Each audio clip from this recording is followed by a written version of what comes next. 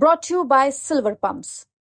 Top quality और consistent performance के लिए सिर्फ सिल्वर पंप नाम याद रखना। हमारे बेटे विनय नरवाल के पिताजी से कह रहा था कि शायद हम में से कोई ये भी नहीं कह पा रहा कि आप हिम्मत रखिए कि हम सरकार और देश के साथ खड़े हैं, अटल और अटूट तरीके से कड़ी कार्रवाई हो, एक ऐसा उदाहरण पेश किया जाए जिन्होंने उन उग्रवादियों को हमारे देश की सरजमी पर भेजा, उन्हें ऐसी सजा दी जाए कि सजा भी दहल जाए।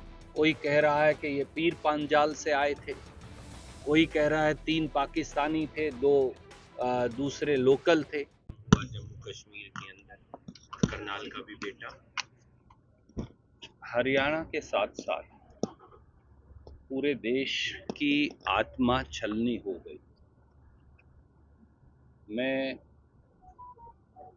हमारे बेटे विनय नरवाल के पिताजी से कह रहा था कि शायद हम में से कोई ये भी नहीं कह पा रहा कि आप हिम्मत रखिए, क्योंकि हम सब निशब्द हैं इस त्रासदी से। जम्मू कश्मीर में जो पहलगांव में बैरसन ग्राउंड में जो टेरर अटैक हुआ, जिसमें 26 निहत्थे निर्दोष लोगों की पाकिस्तान से आए आतंकवादियों द्वारा हत्या की गई है, उसकी जितने कड़े शब्दों में भर्त्सना की जाए शायद वो कम है।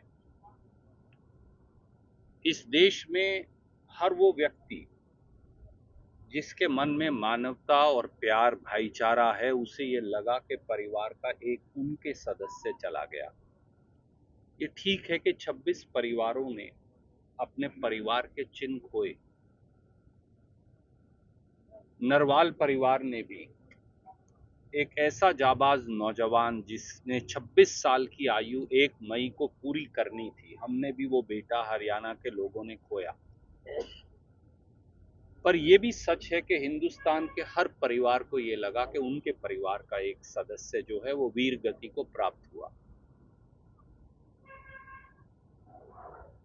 जिस प्रकार का पाक प्रायोजित आतंकवाद नृशंस तरीके से चल रहा है, उस पर एकमत होकर लगाम लगाने की जरूरत है।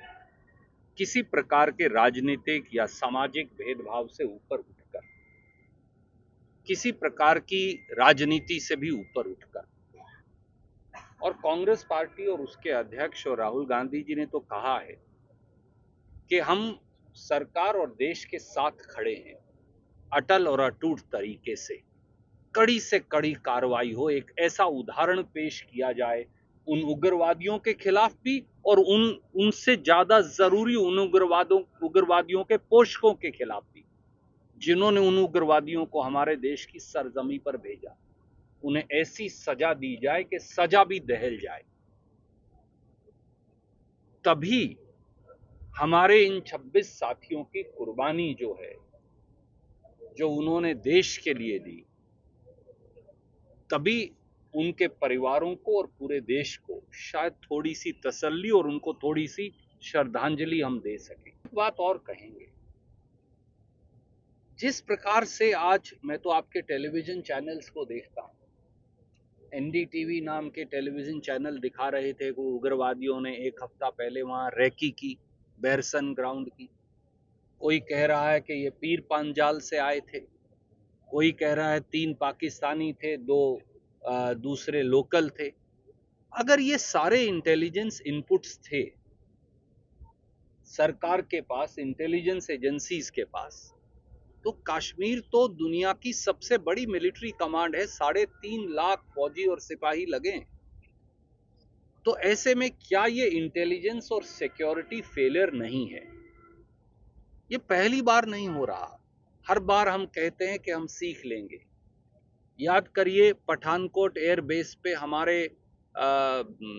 जिस प्रकार से सेना और वायु सेना के लोगों को मारा गया था, उसके बाद हमने कहा कि हम सबक लेंगे। फिर उरी में आर्मी बेस पे यही हुआ, फिर नगरोटा के आर्मी बेस पे यही हुआ, फिर अमरनाथ यात्रा में यही हुआ, फिर रायसी में फिर यही हुआ।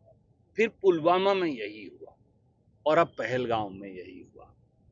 कितने और लोगों को वीरगति को प्राप्त करना पड़ेगा जिसके बाद हमारी इंटेलिजेंस एजेंसीज और इंटेलिजेंस देखने वाली केंद्र सरकार जागे।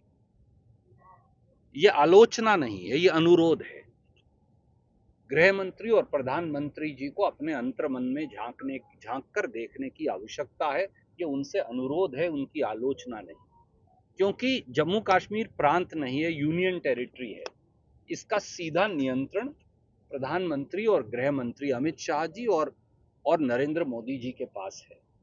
वहां सबसे बड़ी मिलिट्री कमांड है, 3,50,000 फौजी और सैनिक लगे हैं। वहां पर armed forces special power act है, वो किसी को भी गिरफ्तार कर सकते हैं, स्पेशल ताकतें दी गई। इसके बावजूद भी बार बार ये हमले क्यों हो रहे हैं?